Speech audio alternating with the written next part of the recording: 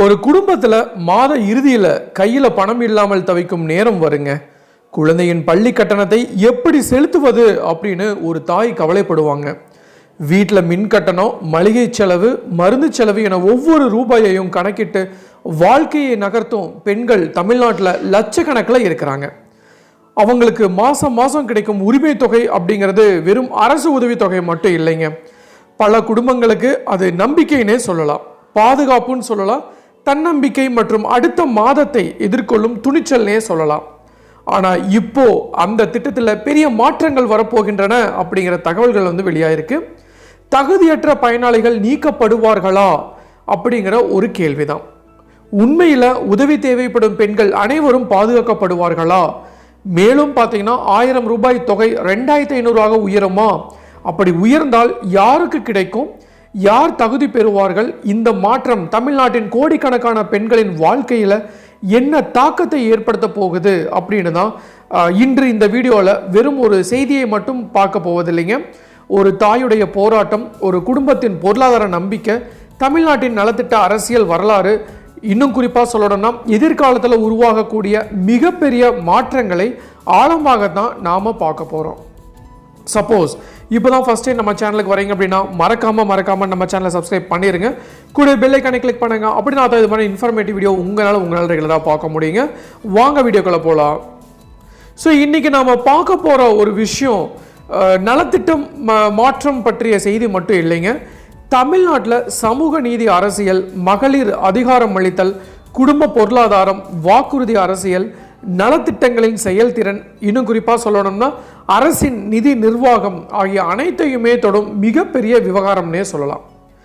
மகளிர் உரிமை தொகை திட்டம் அப்படிங்கிறது வெறும் மாதம் ஒரு தொகை பணம் வழக்கம் திட்டமாக பார்க்கப்படக்கூடாதுங்க.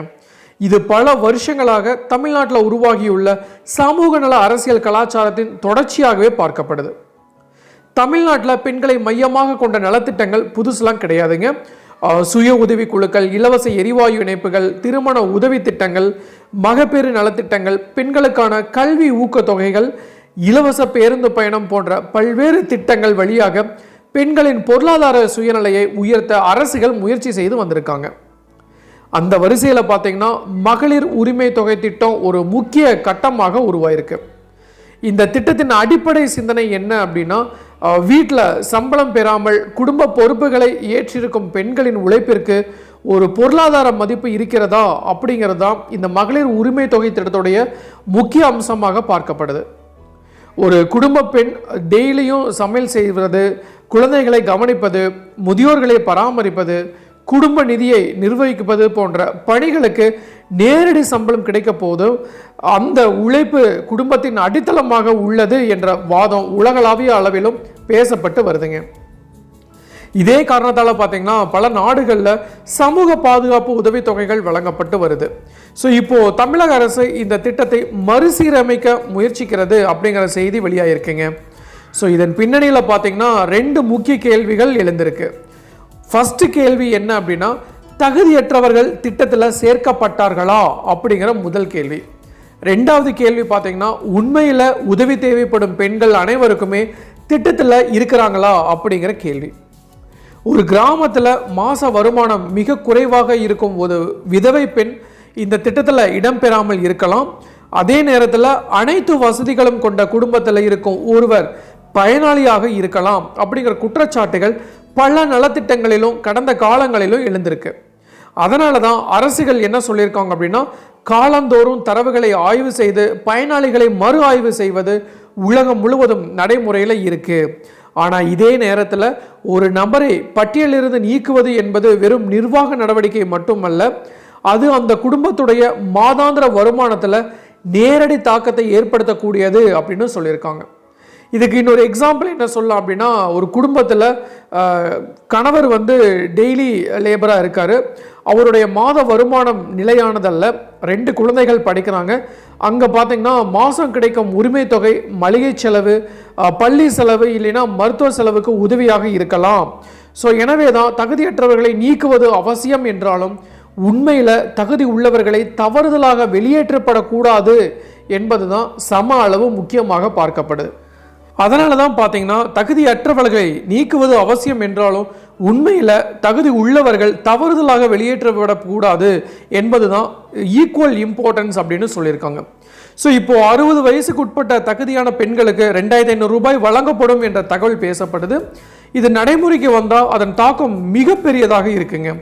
ஒரு குடும்பத்தில் மாதம் 1000 ரூபாய் உதவித்தொகை கிடைப்பதற்கும் 2500 ரூபாய் கிடைப்பதற்கும் இடையே பெரிய வித்தியாசம் இருக்குது. வருஷத்துக்கு பார்த்தீங்கன்னா அது 30,000 ஆகும், 5 ஆண்டுகளில் அது 1.5 லட்சமாக ஆகும். இது சிறு தொழில் தொடங்க, குழந்தைகளின் கல்வியை ஆதரிக்க, கடன் சுமையை குறைக்க, இல்லைனா குடும்ப நிதி நிலைத்தன்மையை உயர்த்த உதவக்கூடுங்க. ஆனால் இதே நேரத்தில் அரசுக்கு ஏற்படும் நிதிச்சுமையும் விவாதிக்கப்பட வேண்டிய விஷயமாகவே இருக்குது. ஸோ லட்சக்கணக்கான பெண்களுக்கு மாதம் 2500 ரூபாய் வழங்குவது ஆயிரக்கணக்கான கோடி ரூபாய் செலவினத்தை உருவாக்கும் அப்படின்னு பேசப்படுது. ஸோ அதற்கான நிதி ஆதாரம் என்ன, அரசின் வருவாய் நிலை எப்படி இருக்கு, மற்ற நலத்திட்டங்கள் பாதிக்கப்படுமா அப்படிங்கிறது முக்கியமான கேள்வியாக பார்க்கப்படுதுங்க. இதே அரசியல் ரீதியாக பார்த்தா மகளிர் வாக்காளர்கள் தமிழ்நாட்டின் தேர்தல் அரசியலில் மிகப்பெரிய சக்தியாகவே மாறியிருக்காங்க. ஸோ கடந்த பல தேர்தல்களில் பெண்களின் வாக்குப்பதிவு பார்த்தீங்கன்னா ஆண்களை விட அதிகமாக இருந்த நிகழ்வுகளும் இருக்கு. ஸோ எனவே தான் பெண்களை நேரடியாக பாதிக்கும் எந்த திட்டமும் அரசியல் முக்கியத்துவம் பெறுவது இயல்பானதாகவே ஒன்றாக இருக்கு. ஒரு பக்கம் பெண்களின் பொருளாதார அதிகாரம் அளித்தலை ஆதரிப்பவர்கள் இந்த திட்டத்தை சமூக முதலீடாக பார்க்கிறாங்க. இன்னொரு பக்கம் பார்த்தீங்கன்னா சில பொருளாதார நிபுணர்கள் நீண்ட கால வளர்ச்சிக்கான வேலை வாய்ப்பு, தொழில் வாய்ப்பு மற்றும் உற்பத்தி திறன் மேம்பாட்டுகளுக்கு முன்னுரிமை கொடுக்க வேண்டும் அப்படின்ட்டு வாதாடுறாங்க. ஸோ உண்மையில் பார்த்தீங்கன்னா இந்த 2 அணுகுமுறைகளுக்கும் இடையே சமநிலை தேவைப்படுது. ஒரு பெண்ணுக்கு உதவித்தொகை வழங்குவது மட்டும் போதாதுங்க, அதே நேரத்தில் திறம் மேம்பாடு, தொழில் பயிற்சி, சுய தொழில் ஆதரவு, கல்வி மற்றும் சுகாதார வசதிகளும் இணைந்து சொல்ல வேண்டும் அப்படின்னு சொல்லியிருக்காங்க. ஸோ எனவே தான் மகளிர் உரிமை தொகை திட்டத்தில் மறுசீரமைப்பு அப்படிங்கிறது வெறும் பெயர் பட்டியல் திருத்தம் மட்டும் இல்லைங்க, தமிழ்நாட்டின் எதிர்கால நலத்திட்ட அரசியல் எந்த திசையில் செல்ல போகிறது என்பதற்கான முக்கிய சோதனையாக பார்க்கப்படுது. ஸோ யார் தொடரப் போகிறார்கள், யார் நீக்கப்பட போகிறார்கள், தொகை உயருமா, தகுதி விதைகள் என்ன ஆகும் அப்படின்னு தான் இப்போ நாம் மிகவும் முக்கியமாக பார்க்கப்பட வேண்டிய ஒரு விஷயம். ஸோ அரசின் நிதிநிலை அதை எவ்வாறு தாங்கும், பெண்களின் வாழ்க்கையில் என்ன மாற்றம் ஏற்படும் என்ற அனைத்து கேள்விகளுக்கும் வரும் மாதங்களில் கிடைக்கும் பதில்கள் தமிழ்நாட்டில் சமூகம் மற்றும் அரசியல் வரலாற்றில் முக்கிய இடம் பெறக்கூடும் அப்படின்ட்டு பார்க்கப்படுது. ஸோ இறுதியாக ஒரு விஷயத்தை மட்டும் சொல்ல விரும்புகிறேன். மகளிர் உரிமை தொகை அப்படிங்கிறது வெறும் மாத ஒரு தொகை பணம் வழங்கும் திட்டம் அப்படின்னு மட்டும் பார்க்க முடியாதுங்க. இது தமிழ்நாட்டின் லட்சக்கணக்கான பெண்களின் வாழ்க்கையோடு, அவங்களுடைய சுய மரியாதையோடு, குடும்பத்தின் பொருளாதார பாதுகாப்போடு நேரடியாக இணைந்திருக்கும் ஒரு திட்டம். தகுதியற்றவர்கள் நீக்கப்பட வேண்டும் என்பதில் யாருக்கு மாற்று கருத்து இருக்க முடியாது. ஆனால் அதே நேரத்தில் உண்மையில் உதவி தேவைப்படும் ஒரு பெண் கூட பட்டியலில் இருந்து தவறுதலாக வெளியேறக்கூடாது அப்படிங்கிறது தான் அரசு முக்கியமாக பார்க்கப்படுது. அதுவும் தாவேக அரசு மிகவும் முக்கியமாக பார்க்கப்படுது.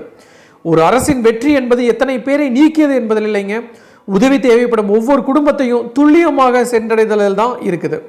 ரூபாய் 2500 வழங்கப்படும் என்ற அறிவிப்பு நடைமுறைக்கு வந்தால் அதை பல பெண்களின் வாழ்க்கையில் புதிய நம்பிக்கை உருவாக்கலாம். ஆனால் அந்த நம்பிக்கை அனைவரையும் சமமாக சென்றடைகிறதா என்பது தான் உண்மையான சவால்னே சொல்லலாம்.